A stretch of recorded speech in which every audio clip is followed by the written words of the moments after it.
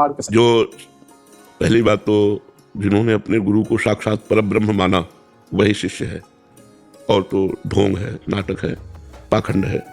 गुरुदेव परब्रह्म परमात्मा सिर्फ मेरे लिए मनुष्याकार रूप धारण करके वो आए हैं कृपा करके। जो हमारे अंदर ये भाव हो वो स्वामी जी करे। बन्नो गुरुपद कंज कृपा सिंधु नर रूप हरि महामोहतम पुंज जास वचन रव कर। जिनके वचनों के प्रकाश से अज्ञान अंधकार का नाश हो जाता है, वो कृपा सिंधु भगवान श्री हरि, जगत गुरु भगवान श्री हरि ही हमारे गुरुदेव के रूप में आए हैं। ये दृढ़ विश्वास होना चाहिए। किंचन मात्र भी गुरुदेव में मनुष्य बुद्धि, साधक बुद्धि या संत बुद्धि नहीं होनी चाहिए। गुरुदेव में साक्षात परब्रह्म बुद्धि होनी चाहिए। और जो सकाम भाव से गुरुदेव के चरणों का आश्रय लेते हैं, हम उनकी भी वंदना करते हैं, पर वो गुरु को परब्रह्म मानकर अपनी कामनाओं की पूर्ति सिर्फ गुरु से करना चाहते हैं, उनका तो कल्याण हो जाएगा। और जो गुरु की आज्ञा का उल्लंघन करके और गुरु जैसा वेश धारण करके और अपने को पुजवाने और प्रतिष्ठा पाने लगे, उनका रास्ता दूसरा हो जाता है। वो गुरु अवज्ञा के कारण अपराध करते हैं और अपराध के कारण वो नरकगामी होते हैं। वो भगवान की कृपा का पात्र नहीं बन सकते। क्योंकि गुरुदेव की आज्ञा का पालन हम सकाम भाव से कर रहे हैं तो हमारी कामनाओं की भी पूर्ति हो जाएगी और निष्कामता भी आ जाएगी।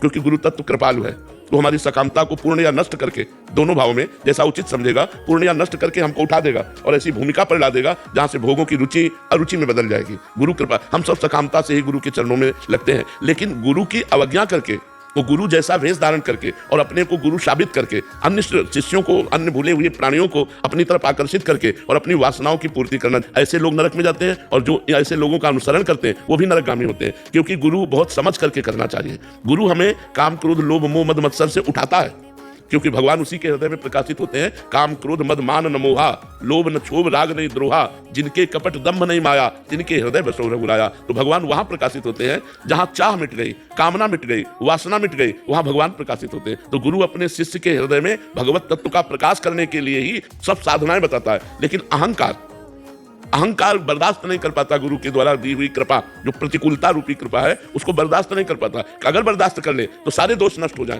वो भाग पड़ता है, उनकी अवहेलना करके भाग पड़ता है और मनमानी आचरण करके भ्रष्ट होकर फिर जगत से और जगदीश से, दोनों से वो चला जाता है। जगत में भी निंदा हुई और जगदीश का आश्रय छूट गया तो वो नष्ट भ्रष्ट हो जाता है। गुरु में भी दोष बुद्धि देखने लगते हैं। हाँ, जब तक हम गुरु अवज्ञा नहीं करेंगे तब तक हमारा नाश नहीं हो सकता। भले हम कामी हैं, भले हम क्रोधी हैं, भले हम लोभी हैं, अंदर दोष है, पर हम गुरु अवज्ञा नहीं कर रहे तो एक दिन वो निर्दोष दृष्टि हो जाएगी। क्योंकि गुरु और प्रभु का स्वभाव एक जैसा आता है। गुरुदेव और मतलब जो सभी हो जाते लोग कहते हैं गुरु बदलना चाहिए, लेकिन गुरु बदलना चाहिए नहीं। गुरु बदलने वाली चीज होती है क्या? गुरु तो बदलने वाली, बोलते हैं गुरु जी नहीं रहे, हमारे गुरु जी है, गुरु मंत्र तो वही रहता है। बिल्कुल, गुरु जी नहीं रहे तो गुरु का उपदेश और गुरु का नाम, गुरु का मंत्र बदलने की जरूरत क्या है? गुरु नहीं बदलना, कृपा अनुभव की बात। हाँ, गुरु कृपा से ही सब बात बनती है। हाँ, एक बात इसमें थोड़ा सा देखना है कि क्लास बाई क्लास, जैसे हमारे 5 के क्लास में गुरु दूसरा रूप धारण किए थे, अब 6 के क्लास में दूसरा रूप धारण किए, 7 के क्लास में दूसरा रूप धारण किए हुए। गुरु ही है, वही है, उनका रूप बदल जाता है। जैसे हमें गायत्री मंत्र मिला तो गुरु और